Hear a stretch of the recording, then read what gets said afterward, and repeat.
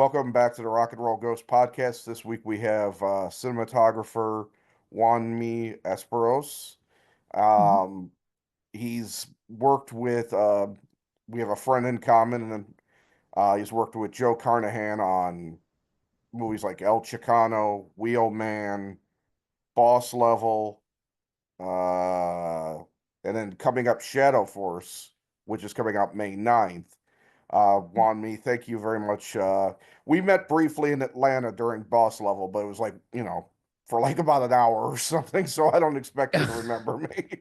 I apologize. I don't remember. No, that's okay. That was my first big movie Yeah, ever. So I yeah. had my handful. I mean, it No, was, it was a day you guys were just doing one of the big car chases with well, that yeah. orange Mustang, I think it was. Yes, yes. All It was right. an orange. It was in a Mustang. It was well, I don't a know cars. Chevrolet. I just yeah, Yeah. maybe it was a Charger or something like that. A Yeah. Charger. Yeah, something like that. A big muscle car. Yeah. Yeah, yeah. And all I know, it was interesting going to a set because I hadn't ever actually visited one before, and people think it's like, it's kind of slow and tedious work at times, right? It is very slow. I mean, for me, no, because I'm the DPs. We normally are involved in almost every step that happens on set. Yeah. So you plan with the director, then you have to light, you have to work with the cameras, and you have to shoot. So you are part of every part of it. But for a visitor, it could be really, really tedious and very boring. Well, no, I mean, I thought the whole thing was exciting. I just figured maybe just the fact that you could only get so many shots in per day. You're not running and ripping like some maybe independent, lower budgeted or independent films would, I guess. Mm. And your history with being working on behind the scenes or working for cinematographers, your career starts back in the 90s, correct? Yeah, 1989 actually. That Oh was my wow. first movie. Yeah, and I was first a runner. I was just the guy running with coffees for the camera guys.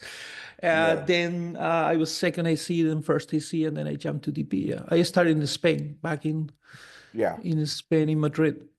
What's the film community like in production community like in Spain to work in? Well, it's pretty big. I mean, it's concentrated, or at least when I was there, because I live in America now. Hmm. 11 years ago, I moved to New York and then to Cincinnati, Ohio.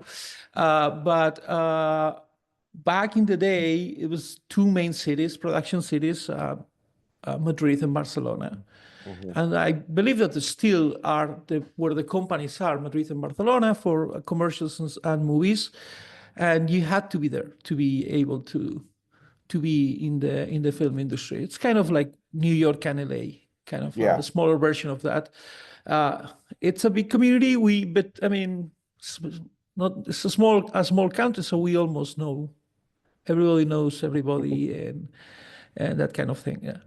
Yeah, I've always wanted to go to Spain. My ex-wife took a trip there for the mostly for the architecture, and I mean it just what is it, the Gaud I know it's in Spain. I apologize. I think it might be in Barcelona, the Gaudi, that kind Yes. of church looking thing. Yeah. La It's Sagrada Familia. Yes. Yeah, it's a stunning work of art, and yeah, it looks like a beautiful country. So I mean, I have to imagine it was hard leaving. It is a beautiful country. It's very different. The north from the south is very different, both Hmm. gorgeous.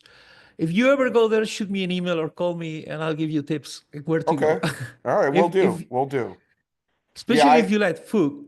If oh you yeah, like no, food, yeah, no, that's the I place to yeah. go.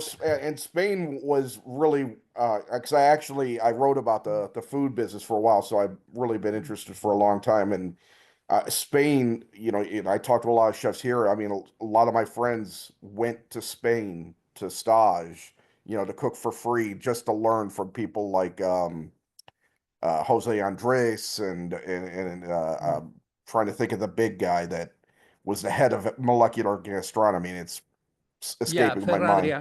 Adria, Ferradria. yes, yeah, the Adria brothers, yes. Yeah, Yeah. no, it looks like a wonderful place to live, probably even too. I was born in San Sebastian, which is one of the meccas of the gastronomic meccas of the world. Hmm. And I wanted to be a DP. I wanted to be part of the movie since I was like 14. But I Yeah, always thought that if I never made it into the movies, yeah. cooking will be my second option. Good. I'll be a chef now. Are you a decent cook? I am, yeah. Yeah. I will be better if I wasn't that lazy, Yeah, yeah, no, I but hear you. but I like to cook. Now Yeah. I'm prepping a movie in the south of Spain, in Tenerife, in the Canary Islands. Hmm. And the first thing I did when they gave me the apartment is go to the supermarket and stock And stock my up, yeah. fridge. Yeah, yeah, yeah. Yeah. What's the movie you're working on now, and can you tell me anything about it? It's a movie called Last Resort. Thunder Road is producing it, and Mason Gooding and Frank Grillo are the leads. That's all I can Okay. say. Okay, that's fine. Uh Action. yeah. You've worked with Frank a lot through Joe because they have War Party, the production company.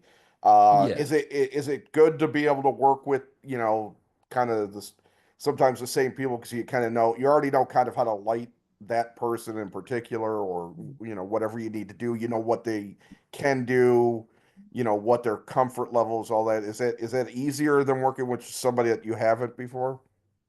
It is, and especially in a movie like this one that I'm now that it's on the smaller side. Yeah. You have to be extremely efficient on what you do and how you light and how you set the cameras. I think this may be, I don't know, maybe the sixth or seventh movie I do with Frank Grillo.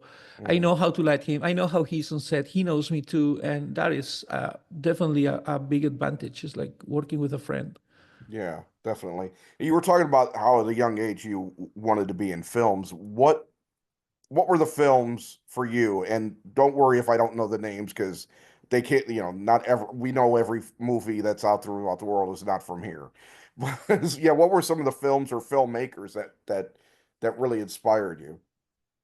I mean, this one is easy. You're gonna know this one for sure. I mean, I think I always say I've spoken with Joe Carnahan a lot about this.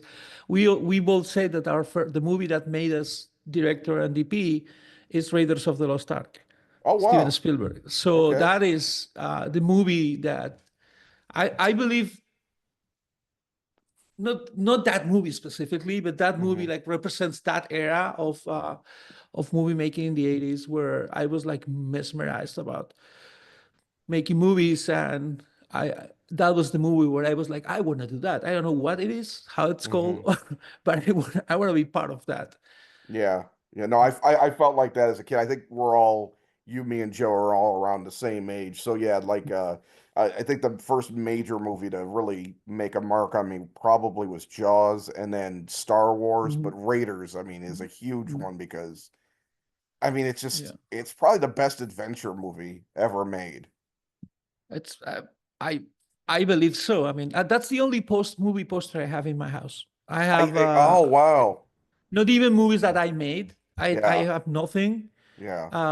I have Raiders of the Lost Ark, and I have one that is not still in the wall. It's the last movie I shot. It's called Rip, and it's a Joe Carnahan movie with Matt Damon and Ben Affleck, and I got the poster of that too. Hmm. Those are the two posters I have. But Raiders of the Lost Ark for me is just an icon. It's Yeah. As a kid, I used to have they didn't do this that much. They put out the script like yep. as a in the bookstores, which was amazing. I Mm-hmm. had that. I might still have it in storage, but I had a some kind of an original Raiders poster, and as a kid, it's like it probably got tore and maybe I had to throw it away. I don't know, but it kind of bums me out, and I want to. I'm at the point in my life where I'm feeling nostalgic, and I kind of want to buy like a couple of cool things from movie making past, and that's one I'd love to get back. That I actually bought the Raiders poster when we moved from Spain to the US. We just left our lives behind. Actually, I Hmm. mean, I had like 3,000 books and thousands of DVDs and stuff like that. I not everything um, stayed in Spain, and we started a new life in the US. And that was the thing that I wanted to buy. Okay, I finally Yeah, made my dream or going to America to make American movies. I'm gonna buy the poster of the movie that brought me here yeah, somehow, which is Raiders. Still have it. yeah. That's amazing. Would you say you were more influenced by Hollywood Oh, than Spain? way more, way Yeah. more. I mean, when I was a kid, I Hollywood movies were what I used to watch. Not only in the movies, but when I was a kid, it was kind of traditional in the Spanish public TV that on Saturdays after lunch they will put westerns. So I will watch Hmm.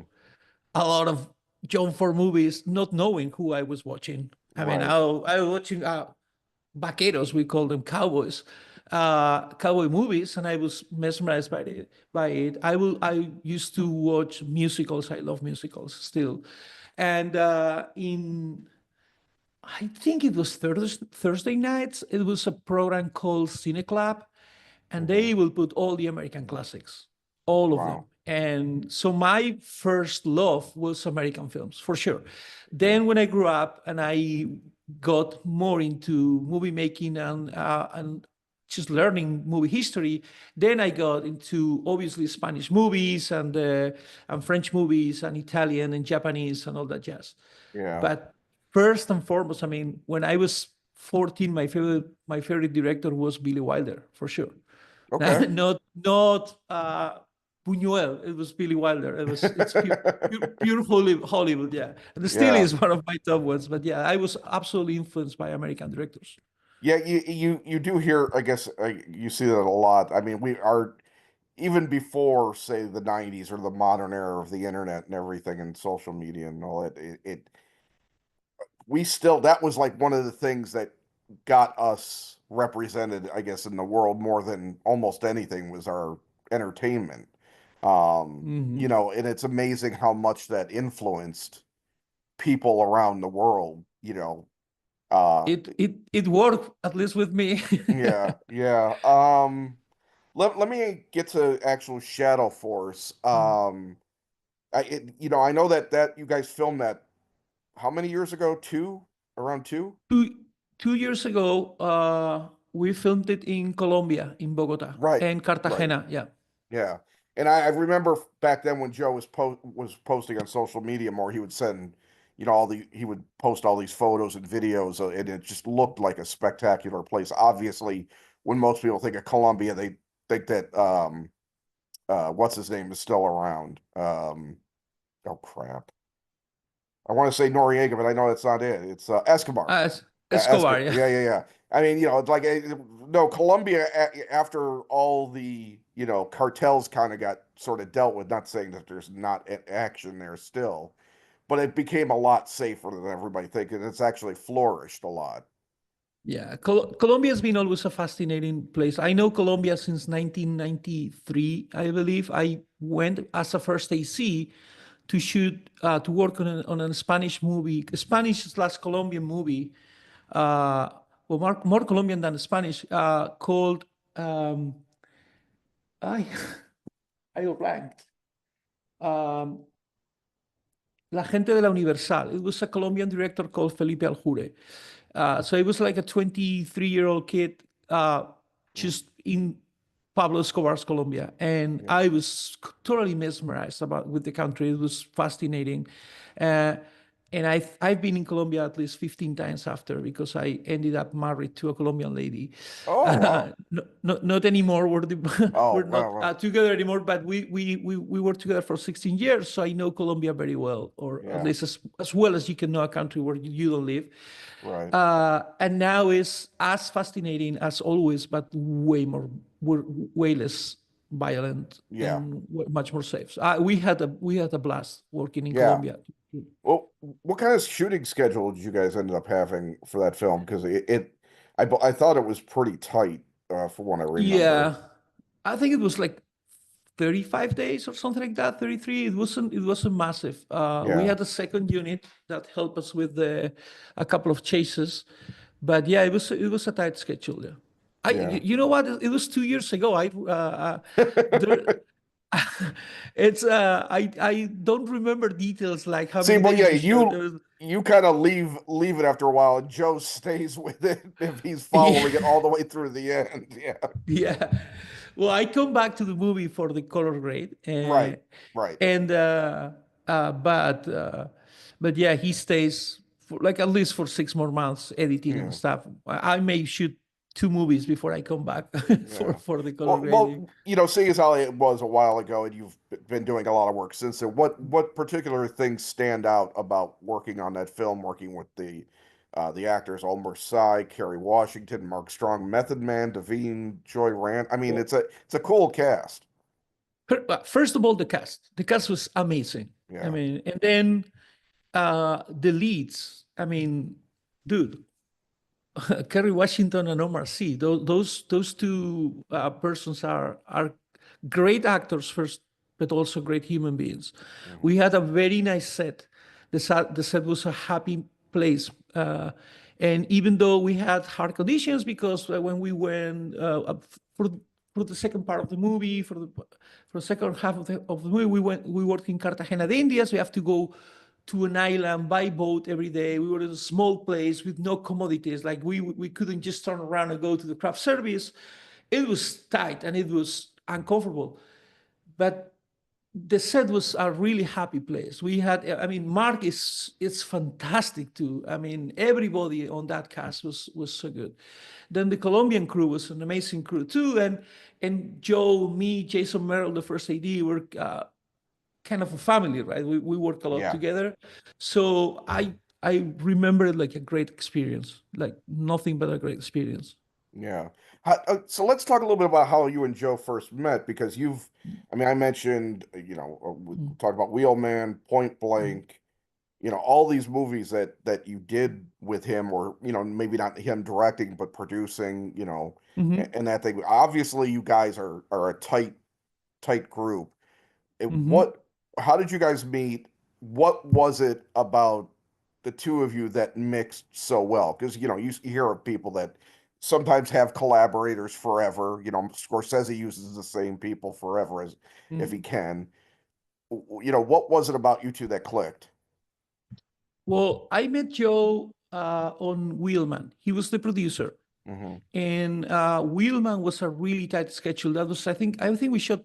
I don't remember now if it was 17 or 19 days Hmm. in cars with at night. I mean, it was a really tight schedule. And Joe, as a producer, was always on set with Jeremy Rush, the director, and I. And we just, I guess he saw what he saw he liked, and he probably liked that I was fast doing what I was doing. And midway through the movie, he asked me if I did want to shoot a movie for him, and I actually remember telling him, "Don't make jokes about that, dude. It's just don't joke about me shooting for you." And he said, "I'm not joking. Do you want or you don't want to work with me?" And I said, "Of course I want." So the movie finishes, and shortly after that, he called me to shoot a movie that he was producing called Chicano Hmm. with Ben Bray as a director, and I did that too. And he was always on set with us, also in Canada, and we had a great experience. And then he called me finally to do Boss Level, and I shot Yeah. Boss Level for him. It's been 8 movies now together. Yeah. It's like we're like the old couple, like an old marriage, Yeah.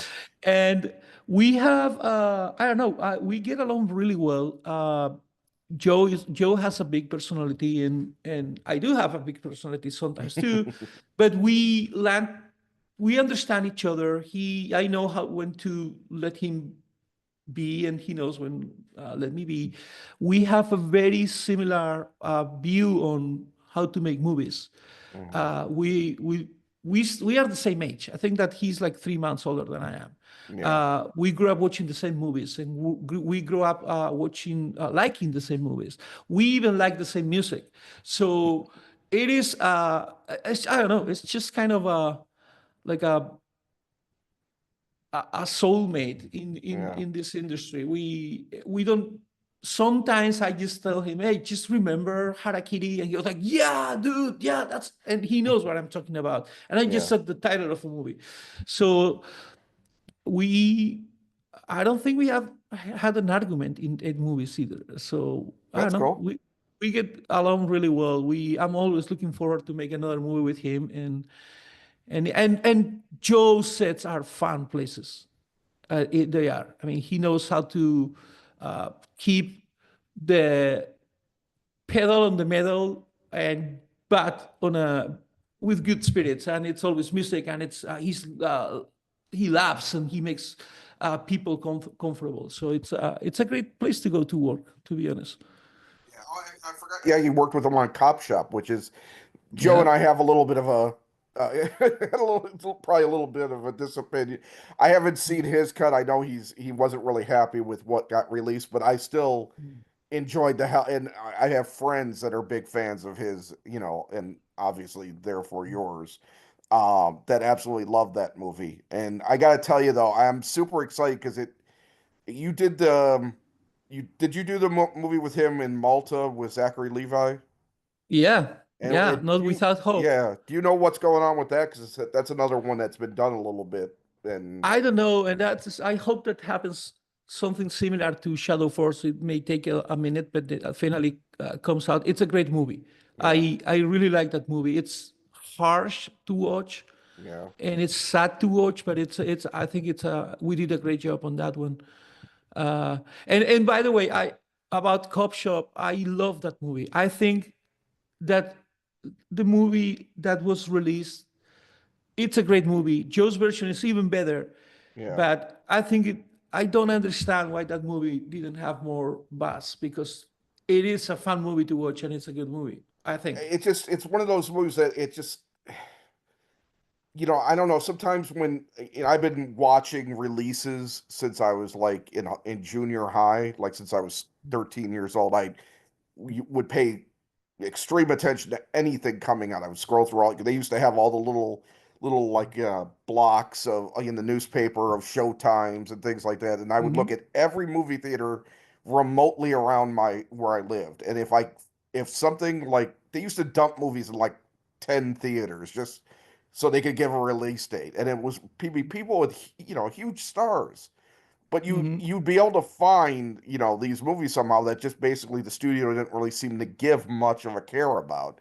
And what I never understand is you spend a lot of money on this, why Why why why not dump release it? it like that? And I know Yeah. that the logic, the stupid logic, and it's usually about ego, and somebody comes, somebody goes, and they inherit somebody else's work, and they don't think they don't want to give them a it's all this bullshit that goes on behind the scenes. It's like, it's disappointing for fans because it's like, I'm sure more people would like to know about Shadow Force and go see it.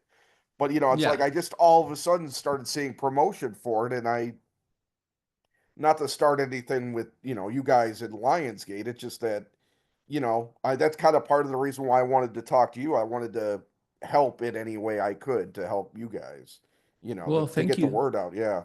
Now with the Thank you. with the Zachary Levi, that movie that you did in Malta, that was mostly on the water, correct? It was everything in the water. I mean, there's the movie starts with four guys going fishing. Yeah. So there's a bunch of scenes inland, and Yeah. then they go to the water and they stay in the water. We were it was really fun to shoot. We were able to create huge waves in the tank, and we had to dump containers into the tank to clash to make the clash bigger, so the Yeah. waves were bigger. It was like one of those moments where I remember being in Malta and just dumping gigantic containers into the water and just smiling and going like, dude, they pay us to do this. I mean, we're having the day of our lives here, just trying to think with the special effects guys and engineers and this and that, Yeah. how we could create a smaller tank in the tank so the clash was of the waves was bigger. And I Yeah. was, dude, and at the end of the day, they're gonna pay me for this. This it was really fun, and I think that we will hopefully when you see it, we can talk again because Yeah. we found a very interesting visual gag where we could make the camera suffer I Hmm. will say. So the camera we could control when the lenses were steaming because of it was they were freezing, or we can clean that, or we made the camera really really alive. Yeah. And there are some of the most unsettling close-ups I ever shot in my life are in that movie. There's Wow. sometimes where I remember one day we were shooting a close-up of one of the actors, and I said, Joe, this is too much.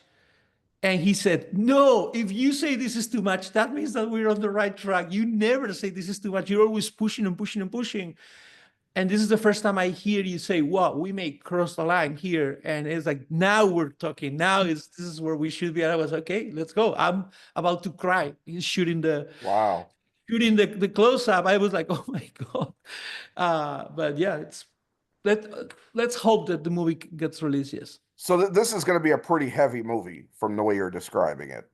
It's very heavy, yes. Yeah, It's it's very not heavy. like typical popcorn fare. It is it's a movie that it's heavy and it's dramatic and it's claustrophobic, and it's fun it's really funny to think that a movie that happens in the middle of the ocean can be so claustrophobic, and it's Yeah, really really really claustrophobic. that's uh amazing. yeah.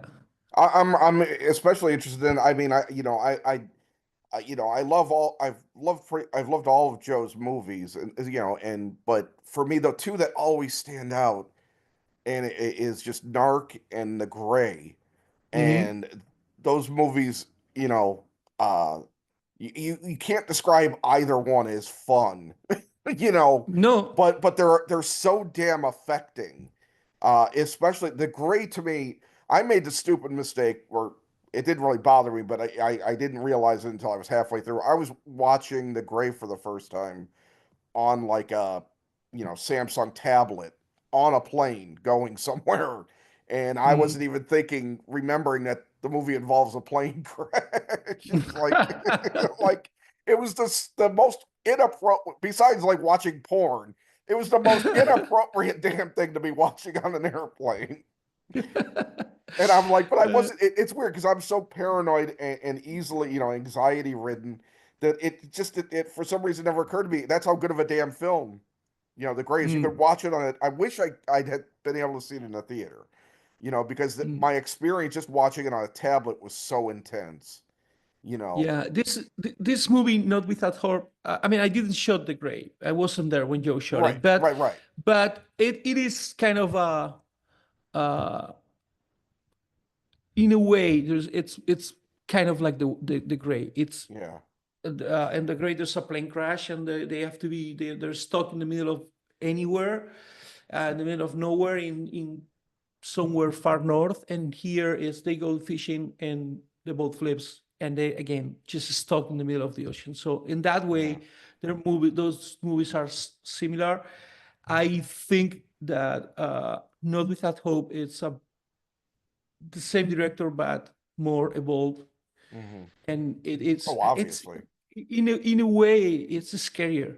yeah. And yeah, so yeah, I hope you can see it soon, I'm and you can watch it soon. I'm eager to see anything. And I want to ask you a couple other questions, but I want to just kind of, because I believe that Netflix is looking for a release before the end of the year for, it's still called RIP, correct? Yes, Rip. Yeah. Um, this is to me, I was so happy when I heard Joe was working on this because I want to see him work with the best, the biggest and the best. Nothing, it's not shade to anyone he's worked with, but his movies just haven't been able to get the notice that I feel they deserve. And with him working with Damon and Affleck and Steven Yuen, it really gives him, and obviously an audience that maybe, some of the other projects didn't quite, have or were able to have for whatever reason. I know that Boss Level got, without getting into details, got really screwed up behind the scenes, and then it sort of like, in my opinion, felt like it got dumped on Hulu. You know, Mm-hmm. but so something like Netflix with Damon and Affleck is just going to be so interesting. What was if you could tell me just kind of like a basic idea of what the movie's about, like a teaser idea, and just let me know what was it like working on Rip versus some of the other productions you've done with Joe. Well, first of all, I agree with you. I think that Boss Level or Cop Shop or Shadow Force, they are much better movies than the attention that had. Well, Right. Shadow Force we don't know yet, but it took 2 years to release it. So Yeah. that's one. Two, I don't know how much I can say about Rip, so I Well, no, won't say just tell me, much. just kind It's of give me the it's general it's idea. the movie. The movie. It's the Miami Police Department chasing some money. Okay. So it's kind of it's a cop movie and it's a Yeah. thriller and that's it. Yeah. And then look, we Joe is gonna release and I gonna be on that train too. In the same year, two movies with Kerry Washington, Omar Sy, Davine, Mark Strong, Matt Damon in one. Then the other one, Matt Damon, Ben Affleck, uh, Sasha Calle. I mean, it's the cast with the two movies combined. It's just Yeah. it's hardly beatable. Yeah. Yeah. So I get the hopes that I'm sorry, Steve Young. I almost forgot Steve, which Yeah. is one of the best actors I ever worked in my entire life. That's Uh, awesome. so the cast of the two movies combined, it's just, I mean, it's unbelievable how. Yeah. So him releasing two movies with these people in the same in a gap of like probably 5 months. Yeah. I hope that's gonna be beneficial for him. I do completely agree with you. He deserves to be more known Hmm.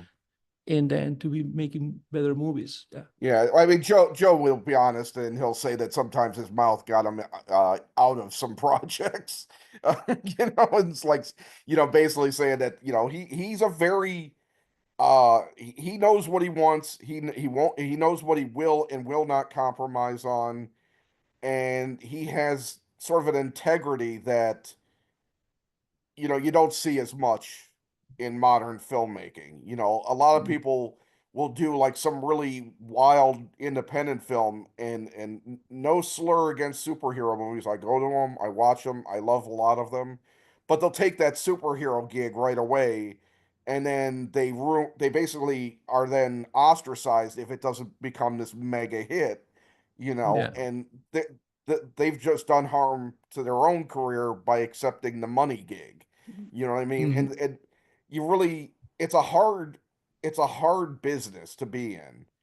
It is. And a lot of people would rather make the safe choices to keep a career going than try to make the bold choices and shoot for the moon. And if it works, that's amazing. And if it doesn't, I did what I wanted to do.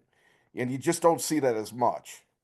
In when you there is I think that something that happens now in the probably in every aspect of our life. It's the immediacy. It has to be an immediate hit. Yeah. But if you look in the case of Joe, and there's a bunch of other directors that if you look at his career, he hasn't done a bad movie yet No. at all. And I yeah, think the only one maybe I haven't seen was his very first one because it's so hard to actually come by. yeah, yeah. But other than I haven't seen that one either. But other than that, he hasn't shot a bad movie. He hasn't directed a bad movie. And I think that movies like Boss Level or movies like Cop Shop are gonna become almost classics when the time is Hmm. right. Yeah. And and just judging artists with the immediacy, like, oh no, the movie wasn't released. Well, okay, so what? That doesn't make the movie better or worse. It just Right. wasn't released. That's Right. it. So I believe that when you do what you want to do, your work is gonna be always better. Yeah. That's a fact. I mean, when you go like, okay, this is the movie I want to do, and I don't care about it, I don't care what people say. The movie is gonna be better for sure. Yeah. It's a luxury that not everybody has actually, No. No. but But I look at something like what just happened 2 weekends in a row with Ryan Coogler's Sinners, and I, mhm. I part of me wants to think, if you think back to when the late 60s, when the studio business was in shambles, people just kept, they kept putting out one misguided, big budgeted piece of crap after another that kept failing. And then Easy Rider comes around and opens the door for 15 or at least so years of director driven material, and I keep hoping something like that happens again. Because Sinners isn't like some artsy fartsy indie movie. It's a major motion picture with a real It story is. Hmm. that also entertains the hell out of you. It's the Well, closest thing I've seen to Jaws, I but think, since Jaws, you know? isn't that what movies should be? I mean, Yeah, an art piece that also is entertaining. I mean, in my yeah, book, I wish I could make movies like that yeah, uh, all the time, where movies that are very entertaining, amazingly shot, and amazingly yeah, performed, but that are both a piece of art and art. I mean, the movies in the 70s, the movies of Frankenheimer and people like that were like that. There were yeah, art pieces that were highly entertaining. yeah, yeah. No, I mean, And look at Raiders. Raiders is Mhm, not a highfalutin movie, but it's meticulously written. It's mhm, meticulously performed, filmed, edited. It's probably one of the best edited films I've ever seen. And Spielberg just, he had so much talent. He was able to take all of him and Lucas's inspirations from the serials and make something bigger than life, mhm. essentially. And we could talk about the sequels, whatever, but there's still Raiders is still the base, that everything kind of sits on, in my opinion. Yeah, I love the second and the third especially, but it's Yeah, Raiders is Raiders. I mean, yeah. that's I hate the Indiana Jones and the Raiders of the Lost Ark thing that they do. It's just Raiders of the Lost Ark. It's not Star Wars: A yeah, New Hope. It's just Star Wars. yeah, Well, that yeah. new that tag stuff came later. We actually had a very the approach for Shadow Force was a lot based on those movies. We made Shadow Force, which is an action film Mhm. with no digital effects. Yeah. Everything happens on camera. Like we did, I think the only trick that we did is that we shot the actors on there is a chase in the fog, and Mhm. the actors were in the studio, and we create fog around. That's the only like super tricky thing with it. Other than that, everything happens in camera, and Yeah. that was the approach. Let's make movies like we used to make movies before people was uh, paint it out on DGI Yeah. and on CGI and stuff like that. And that was a little bit of the approach based on our love for older movies and for classic movies. Yeah. The thing, I am vehemently anti-AI, and I don't have any problem with CGI. I just think that there's CGI has come so far that the imagination to use it has not grown like its abilities have. Mm. And I just think that you're now in a world where you can create any world on film. You can make the sky purple. You could make, like all these sorts of, you could create new flowers, new animals. Like you could do something that's just like the modern day equivalent of 2001. Just people like that, would just like blow their minds. And it's something, but I haven't really seen somebody, obviously take that. There's independent films, but I don't know. I just really want to see a total freak out on screen, I think. And I just feel like that we're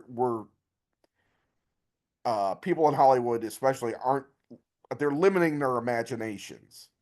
They're saying, well, we've Well, seen this before. We've seen digitally created thousands of people on a battlefield, and we think that's great. Well, great. It looks like a slab of one person replicated a million times. It doesn't look, or you start seeing the patterns where you see like kind of the same people just redone and redone. I wish there was more imagination in Hollywood. I apologize for going on some. stupid rant like No, that. no. I mean, I think that's exactly what it needs to be. I mean, I don't. I'm not against the CGI at Right. all. I just don't want to make a movie based solely in the CGI because it's available. Hmm. I mean, if I can improve a story that I'm telling with CGI, I will do that. But I don't want. But first of all, the order is okay. Let's have a great story to tell. Let's have a Hmm. great script. Let's have a great actors, great directors, and then everything comes to place. Right. But just like I don't know. Have you seen Shadow Force? Have you seen the No, screener I of wasn't. not yet? Yeah, it all kind of. I just realized I texted Joe when I saw Sinners a week ago. I said, I texted him the poster. I'm like, I didn't even know it was coming out. Mm. Like, So there is a scene. There's a car chase in the hmm. fog, in Hmm. the middle of Colombia, really, really high, and the bad guys are chasing our heroes, and it's in the middle of fog. And there was a moment where everybody was pushing towards let's make the fog CGI, and I was like, no, why? Why? What's better than just putting fog in the mountains and let the cars pass? Yeah. So in this particular case, to me, do I like CGI to fill the gaps? Yes. Do I need to shoot on a green screen with the guys doing this and just put the CGI after? No, I'd rather have go to studio, put the actors there, put a shitload of fog around, and the actors are gonna be in the real environment. They're gonna have the feeling of what's happening better than a green screen and then Yeah. a CGI out. So, but that's only my take. I like Yeah. this. I like it like an enhancement or a Hmm. help, not like the base of the entire movie is CGI. Yeah. No, and like I said, I still go see all of the these movies and everything, and Um, I like them. I just me too. Me too. I see everything. yeah, yeah. It's just like, I think there just sometimes there's this emotional detachment in films, especially in higher budgeted films, where it's like that you just feel like sometimes they're going through the ticking off the boxes of what you expect. All the superhero movies have to end in this insane, but insane big battle. But it's like the problem is that I think with Avengers Endgame, that was like the biggest battle Yeah, I it had was ever seen. that was truly the end game. Yeah, that's it. Yeah, it's It's like not I gonna don't get know better. how you keep trying to top that. It's you need to get back, to more immediate emotional, themes to get back to that, epicness, of it. Mm. That's my opinion. But I've taken a little more time than I thought I was today, so I wanted to thank you for really, talking about all these different things. I hope everything goes well for you on this film and when you come back and do other things. And I definitely would love to talk to you again. So I truly appreciate it, Juanmi. Well, thank you so much. Thank you for having me here. Just let me know how you like Shadow Force. I'm gonna go At see it least in the theater. shoot me an email or something. And again, thank you No, for thank your you time. too. I appreciate it. You have a great rest of your day. Stay safe. Thank you. All Bye. right, bye.